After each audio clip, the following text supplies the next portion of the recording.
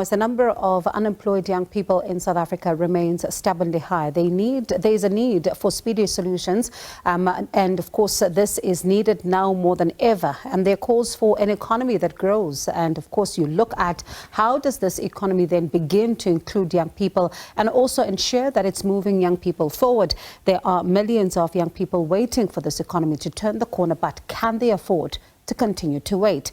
And Sharmi Surianarian is the Chief Impact Officer for the Harambee Youth Employment Accelerator and joins us live now. Thank you so much, Sharmi, for your time. I mean, you're joining us particularly from Kenya, where we saw young people take matters into their own hands and, of course, talking about a myriad of issues. But at the heart of it was that particular finance bill. And back home in South Africa, we're looking at an economy that's not performing, particularly in the last decade, and some saying that, you know, while waiting for this particular economy to turn the corner, young people cannot afford to wait.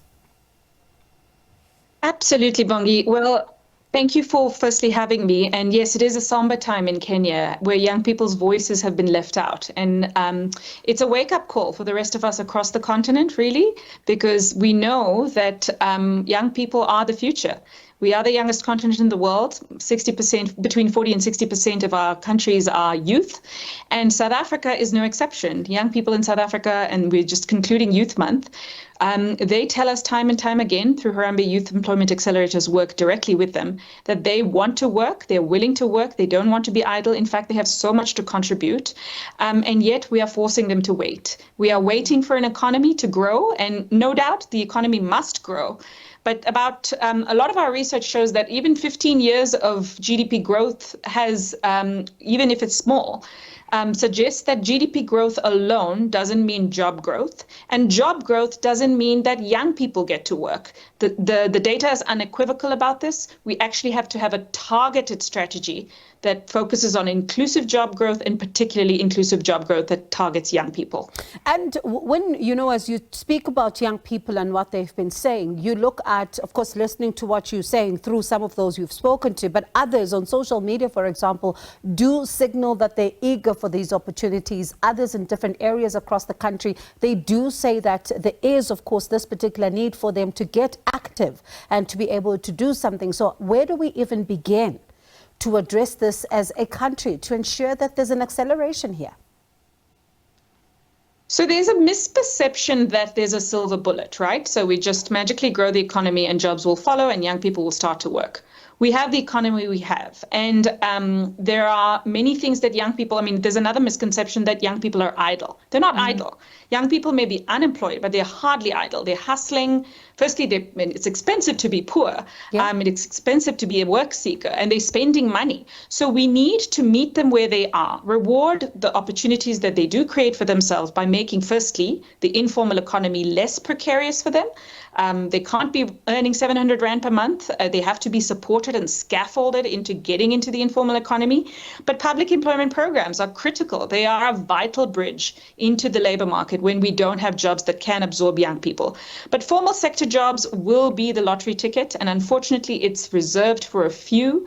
We need to prioritize inclusive hiring at that point to ensure that the people with the right skills versus just the qualifications that employers think they need for the entry-level jobs that are available to young people. How do we begin to change the mindset, Shamia, in that particular front? Because there are some employers who are saying, no, but hang on, we do need the qualifications, and not necessarily looking at the skills, because there are some who do possess the skills to then be able to do the work.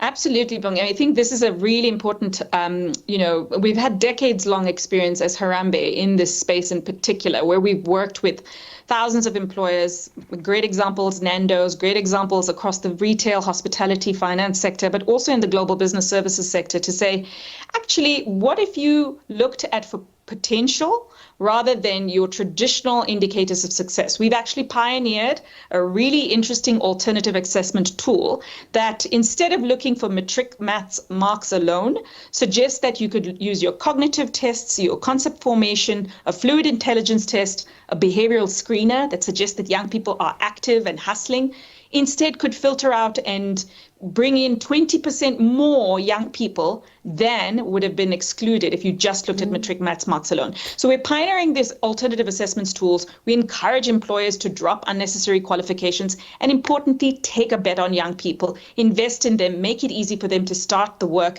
and stay in work. Retain the young people. We see a contractualizing of the labor market in South Africa where young people don't have jobs for more than 4 to 6 months, even in the formal sector. And great opportunities like, yes, the Youth Employment Services Program are fantastic. They are working very hard on retention to ensure that it's not just a learnership that ends in a year, that you actually retain and full-time hire that person, but that requires work, and that investment will pay off, because excluding our youth is actually going to be resulting in a space where we might be confronting what we're seeing here in Kenya today, where youth that are excluded are on the streets protesting for what's their right. You know, how then do you also add another layer to this conversation and work around the issue of experience? Because in some of the cases, you find that even some of the employers themselves then create this as a barrier for young people to say, you don't have the requisite experience, so therefore we cannot take you on board. Absolutely. I mean, we've had many employers with which we had to work to say, you know, for an entry-level job, you don't need 2 years experience. Take that away. Firstly, dropping the experience barrier is really critical. We think dropping the college barrier is definitely important. Matric is also an important one. We've seen excellent performance with people just with a matric degree. But the experience piece is an interesting one. So sometimes the experience that you need isn't the experience that is required for the particular job at hand. So it's about almost, you know, breaking down the components of a job. What is the job at hand? Is it a cashier job? It's a clerk job? It's a call center job? It's a customer care job? What are the specific attributes that are required? And instead of just generically saying 5 years experience, which really cuts out a vast majority of people who've never worked before.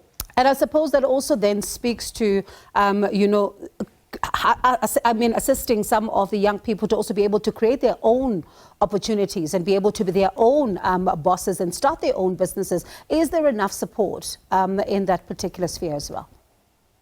So definitely not. I'll talk about two specific things. There's a myth that somehow young people will start hustling and then become Bill Gates and then, you know, on their way to entrepreneurship, the golden ticket and the lottery ticket of becoming a big entrepreneur. That's a myth.